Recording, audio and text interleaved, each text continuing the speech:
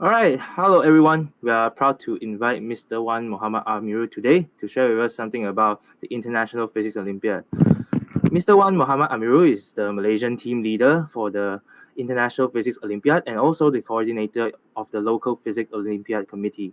Mr. Wan is currently the astronomy and astrophysics lecturer at the School of Applied Physics in UKM.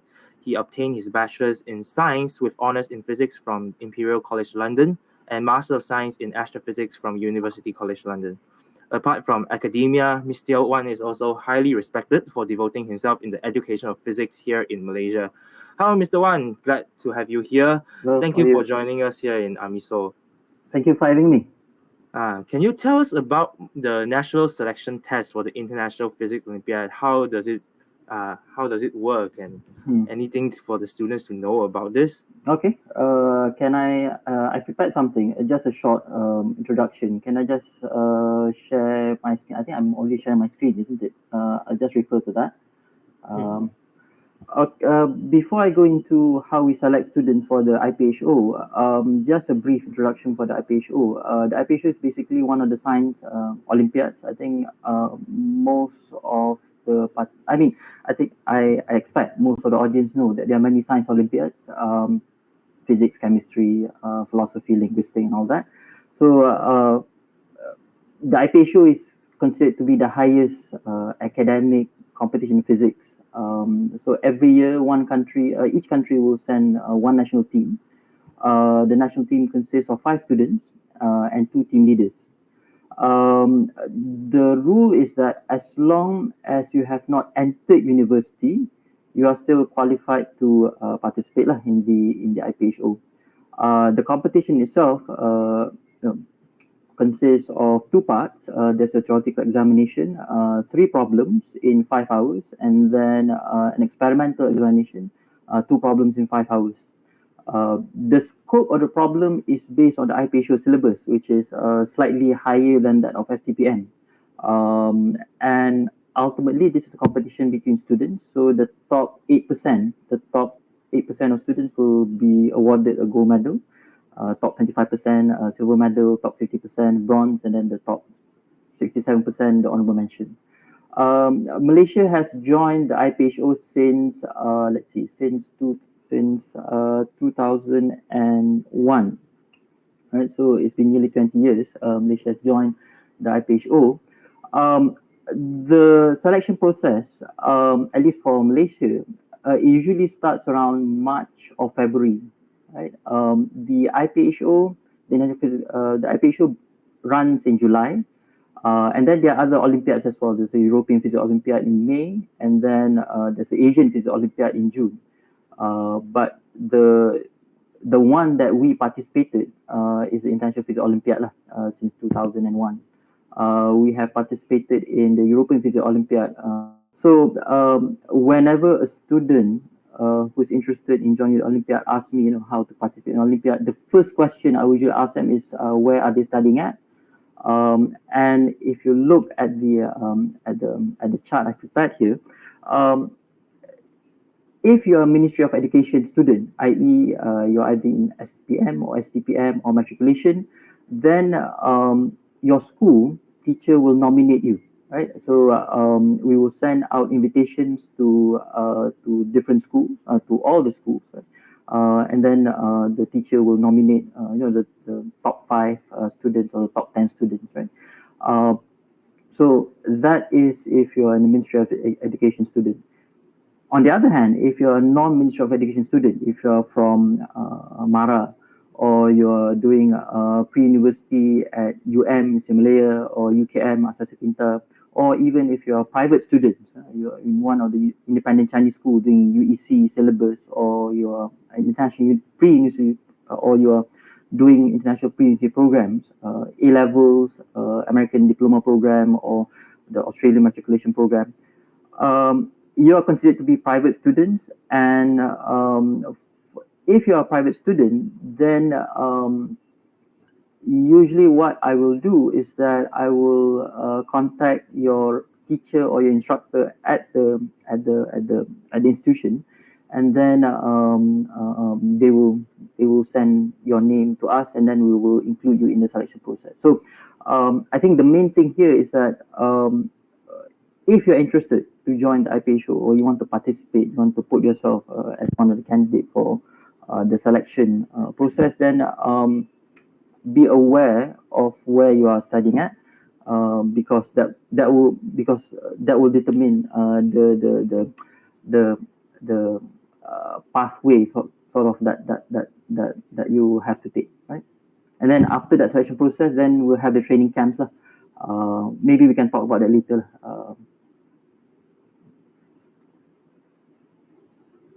Yeah, all right. Thank you, Mr. Wan, for the introduction. And I think it helps like for the students to know like where should they go, who should they go to if they want to participate in the selection camps. I want to ask Mr. Wan's question. Is like you're part of the local organizing committee in Malaysia for the IPhO, and as well you're also a astrophysics lecturer like that. So like, what do you think? Like, how is physics relevant to Malaysians? Like, how does it impact the Malaysian daily life, and how is it important? That is a very good question. It's a very big question. I think I think if you were to ask the public what is physics useful for, I think you get a lot of question mark, because I think in Malaysia we have this mindset where you must study the things that you can use when you work. If you are, if you want to be an accountant, then you must study accounting at university, and then after you finish, then you become an accountant. The same thing with doctors and engineers. But when it comes to physics, I'm sure you have faced this before as well. If you were to say, "Oh, I'm studying physics or chemistry or biology," then they will ask, what do you work as after that? I think we must get away from the mindset that you enter university to study the things that you will use for your job, because I think one of the other reason you go to university is to expand your mind, is to expose yourself to things that you do not get to study when you're in school. So I guess this is a very roundabout way of saying that if you study physics in Malaysia with the expectation that there's a job as a physicist in Malaysia, then I think you'll be disappointed very easily lah, because Malaysia as a developing country and our industry as well, we don't demand this kind of very high level jobs where you need to have you need to study quantum, or you need to study astrophysics. But the skills that you learn in physics, problem solving, critical thinking, communicating with others, those are the things that in any job that you wish to enter, I think it will serve you well. And physics helps that a lot. I think if you study physics, it does train you to become much more critical. It does train you to become much more rational, and you will not be so subjective in your decision making. And I think that's the it's not a direct effect of physics, but then it is a side effect of physics. And yeah, of course, I mean, you can give the typical answer, oh, if you study physics, you can go into industry. If you study physics, you can become a lecturer. But then, to be honest, our country do not need that many lecturers in physics, isn't it? We do. And even if you were to go into industry, not all of our industry, our local industry, require someone with a physics degree. I mean, if you work in a construction company, for instance, you only need a handful of managers who has a science background. The rest, you mean labor, just cheap labor who lay the bricks, who does all this kind of thing. Unless our industry starts doing 3D printing and inventing new materials, then the job for physicists will become important. But then is there an incentive for industry to sort of improve, to increase their technical know-how? Maybe not, because that will require investment, a lot of investment on their part. Right? So I mean, this is slightly controversial for me to say, but then if I've trained students for the Olympiad for many years. Every year we send 5 students, to represent the country, and almost every year, maybe half of the students, maybe or 4 out of 5 of the students will choose to study overseas. And once they're either in China or in Taiwan or in Singapore, and once they're there, it is very difficult for them to come back. And in a way, you cannot blame them. And it is just sad for me as a not just for me, but I think for all the trainers as well, to see that happening. But then at least you are not shocked. I mean, but that is the reality. That's the reality. I see. So currently, like in this phase of Malaysia, is like the transferable soft skills that are important in physics that can be transferred like to other journeys in life, and maybe we can also hope for a hopeful Malaysia that maybe we can even have more jobs opportunities that are maybe relevant to where physics are relevant in. Yeah. So yeah, you talked about problem solving skills, and let's go back to IPhO. Like, can Mr. Wan, can you show us your favorite problem in IPhO? Like, what is that problem, and how? Why is it? Why do you think that it is interesting? Favorite problem in IPhO. I think I will answer it in a slightly different way. There's this one problem that I always show students, new incoming students. I think Zongyu knows this problem, because this is a problem in. Hang on, let me just move my screen. Is this problem here? I think Zongyu will recognize, because this is a problem from the European Physics Olympiad in 2019.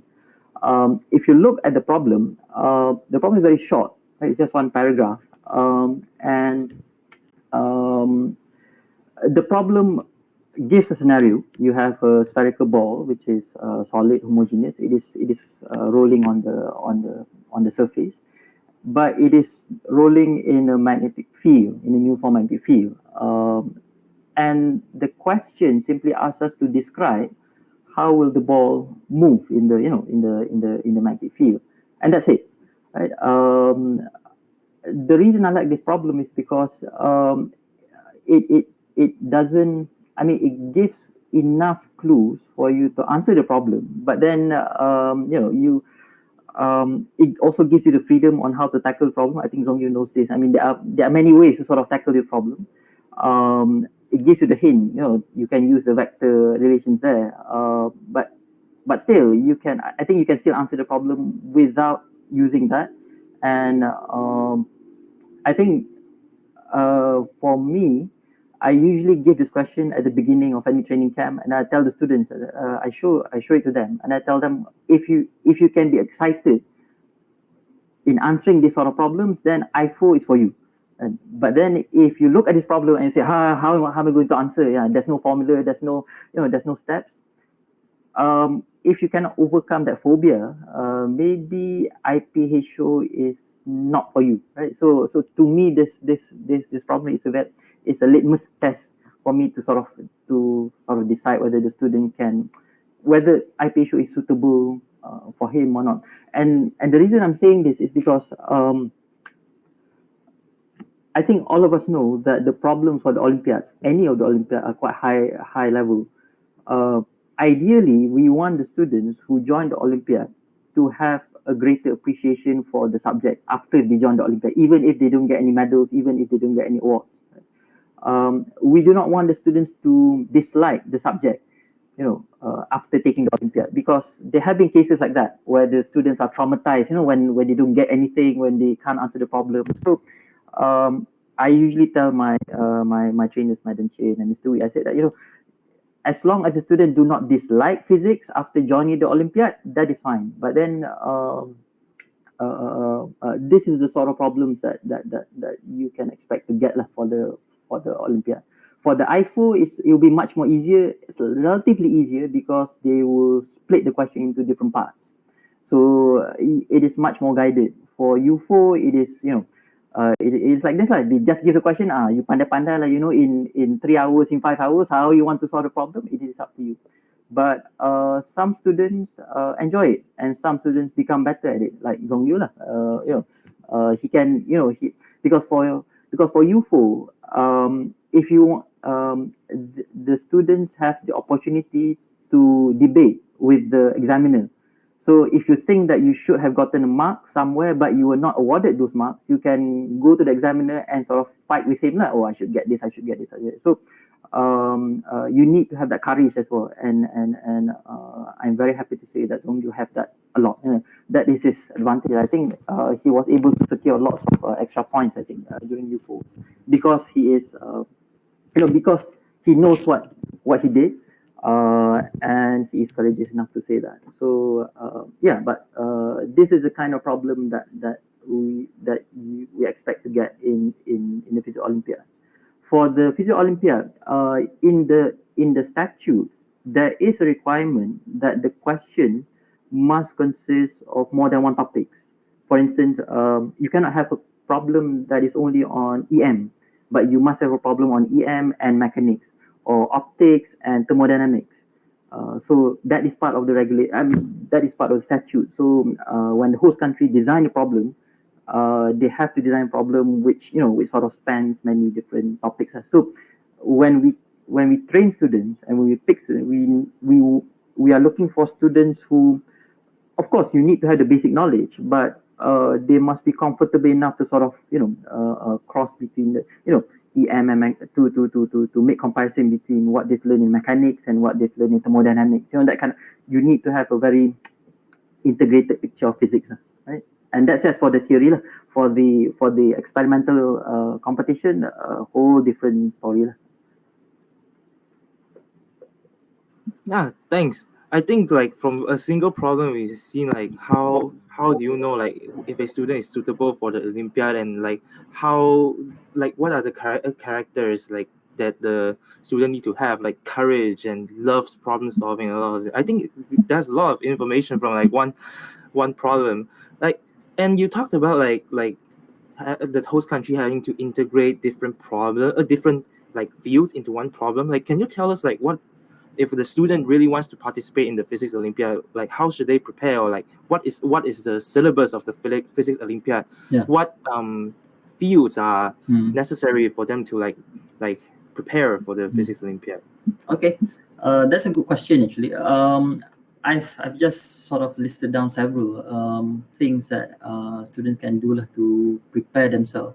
And the first thing I think is to ask yourself, do you really like physics enough to actually participate in the Olympiad? Just because you are good in physics in school, it doesn't automatically mean that you are suited for to join the Physics Olympiad. Because I think you all know that the way physics is taught in school is very formulaic, and even if you do not understand it conceptually, you can still you can, as long as you memorize the formula, you know which formula to use in which problem, it is fine, right? So the first thing I think you need to do is to ask yourself, do you how much physics do you learn outside of school, or are you the kind of students who happens to be good in physics because your teacher supported you, and are you willing to do extra work? Are you passionate enough about physics to do the extra work that is needed for for preparing for the Physics Olympiad? That's the first thing. And then you need to ask yourself, what out of all the physics topic that you have learned, mechanics, electromagnetism, thermodynamics, quantum, optics, out of all these topics, which one you are really good at? Because it is very rare for a student who likes all of the topics equally. Sometimes we are good in mechanics, but we are not so good in EM, for instance.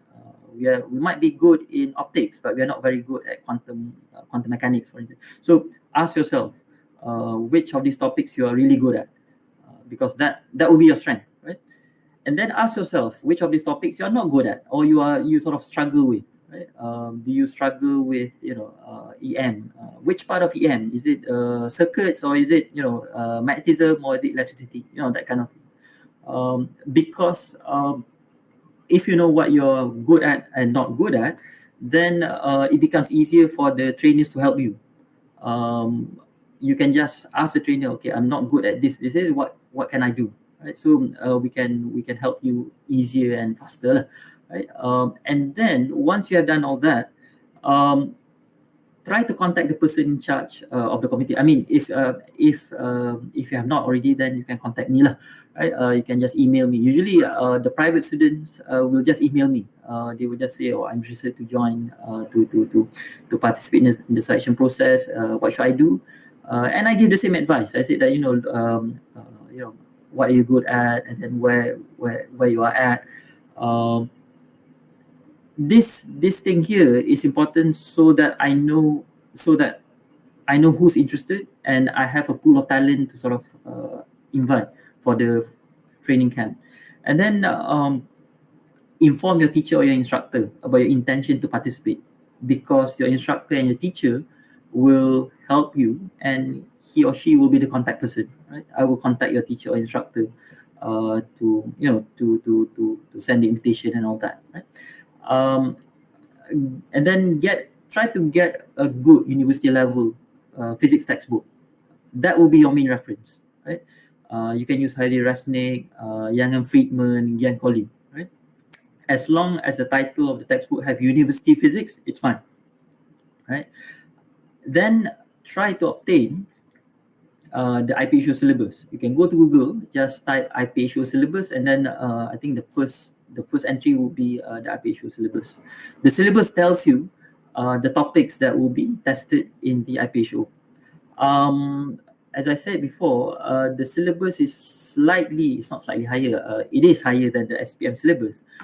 For instance, you need to know about relativity, special relativity.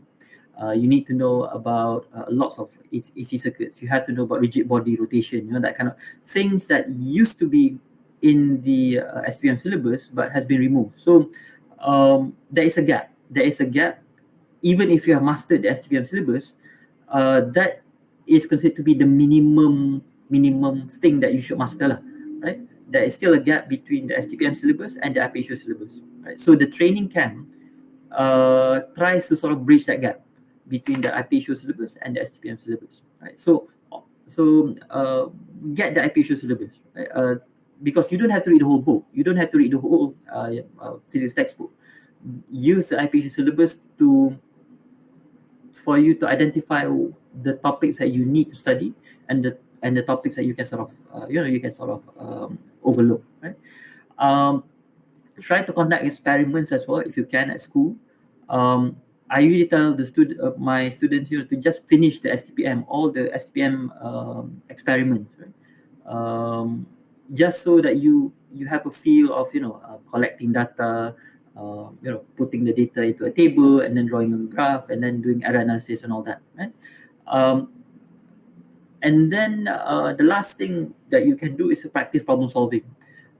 You can use the problems at the end of the chapter in the textbook, right? And not only practice problem solving, but practice writing down your solutions, because what we found, I mean, what the trainers discovered year in and year out, we have lots of good students who can solve problems, but when it comes to writing down their solutions, they tend to be very messy about that. I mean, sometimes they will write on the first page, and then suddenly becomes on the third page, and then suddenly becomes on the second page, that kind of thing. But that is not. I mean, that is something that can be improved. That is something that we can help, right? But then practicing to write down your solutions will I think it will help to discipline your mind as well. And then it will make it easier for the examiner to find your marks.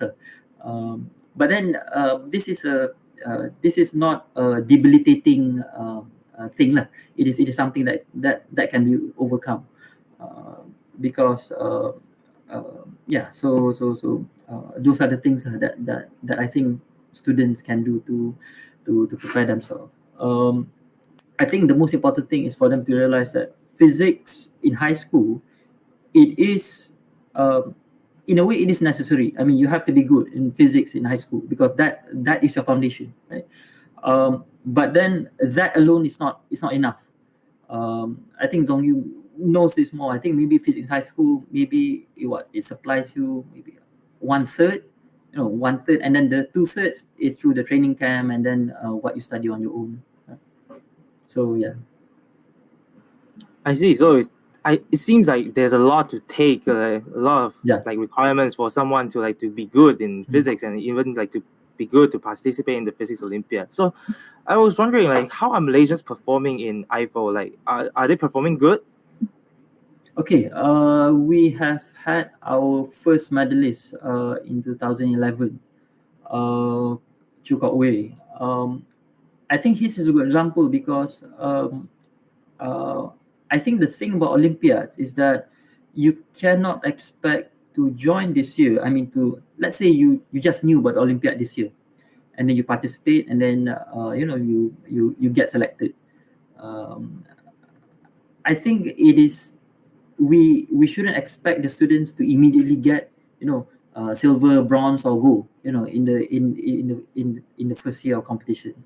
Um, so the case with Kotway, he joined the training camp. I think when he was in form 3 or form 4 or something like that. So by the time he finished his SPM, he already finished the SPM syllabus. So by the time he was in form 6, he can focus on the IPhO syllabus. So and only in that way can we get a gold medalist. The good thing about our training, not the good thing lah. I mean, this is what my friends from other countries said lah. They say because they ask the same question as well. They say that how long's your training and all that. I think usually the first training camp will be in February or in March, right? And then the competition will be either in May or in June or July. So you have less than 3 months to do all the preparation, to train the students. Even with that short amount, we are able to produce HM and honorable mention students who get honorable mention. So maybe if they are good, then they can get they can get bronze. So I think in Malaysia we know how to produce students who can get honorable mention. Right?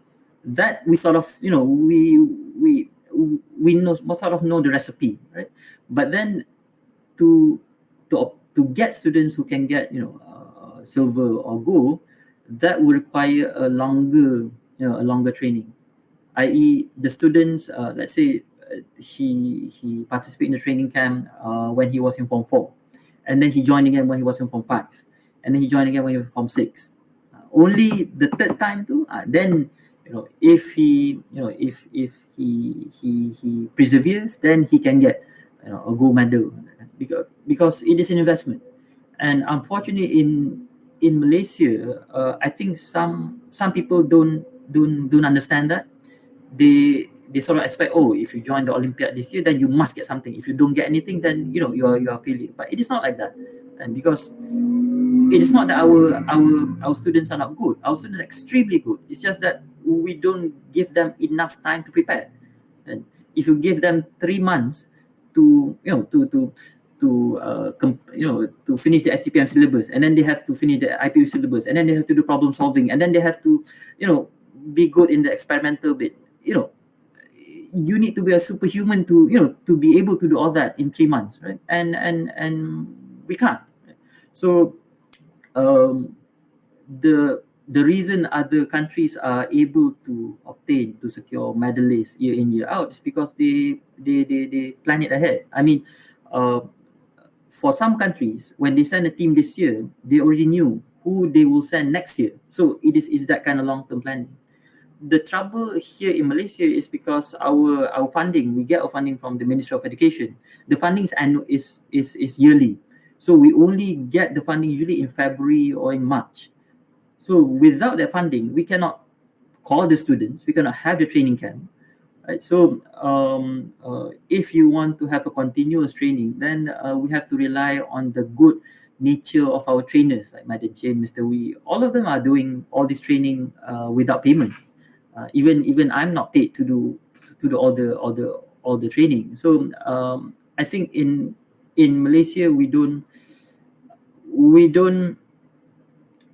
pay the people who can train our talents, but we expect a lot from them. So until that change, then year in year out we can get honorable mention. But then to get a gold medal, that might come once in every 10 years, that kind of thing. So unless you get a really good student who stays with it, right? But yeah, overall Malaysia HM, we every year we get students who get honorable mention. Occasionally we get bronze and silver, but gold is quite elusive, at least with the way the training is being done now. Right? Yeah, it seems like it takes a lot of synergy between a lot of different parties to make it work. Yeah, and perseverance maybe really plays a very big part in getting good results in the IPhO. Yeah, so talking about IPhO, like, can you show us like photos of Malaysians taking part in IPhO? Yeah, okay.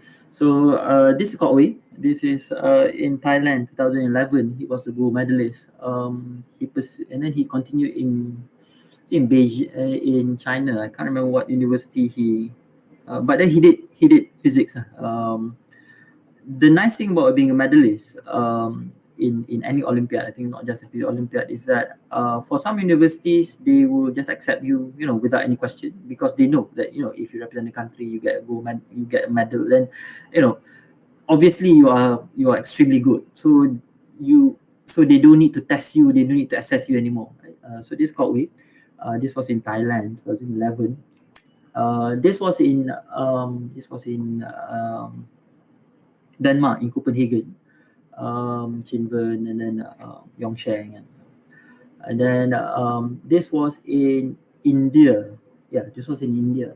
No, this was in Kazakhstan, 2014. I was not involved with this. Dr. Yap was involved. This was in India, 2015. And then this was in Switzerland, 2016. Yeah. This was in Indonesia, 2017. This was in Portugal, 2018. And then this is just a close up of the. I think this should be bronze, the bronze medal. This was 2019, our last participation in UFO. Right. So we didn't participate in 2020. 2020 was postponed. In 2021, we did not participate because of the PKP and all that. So we did not participate.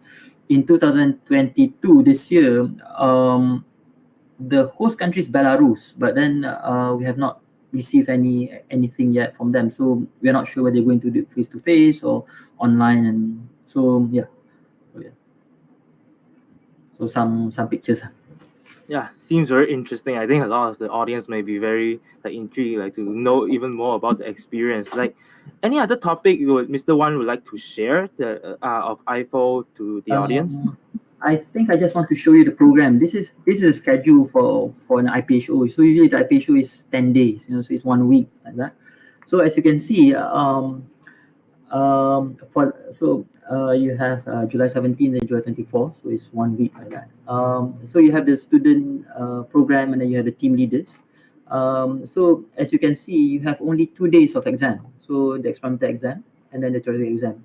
The rest, as you can see, extracurricular trips and all that. Right? So I like to tell the students and say that, look, you go for 10 days, but then you actually sit for the exam for 10 hours, right? Out of that 10 days. So it's actually, in a way, it is stressful, but then you spend a lot of time meeting with other students and then, spending time with them. And I think that is the thing that participants remember most. Not because as soon as you finish answering the question, and then you can't be bothered to think about it anymore. Of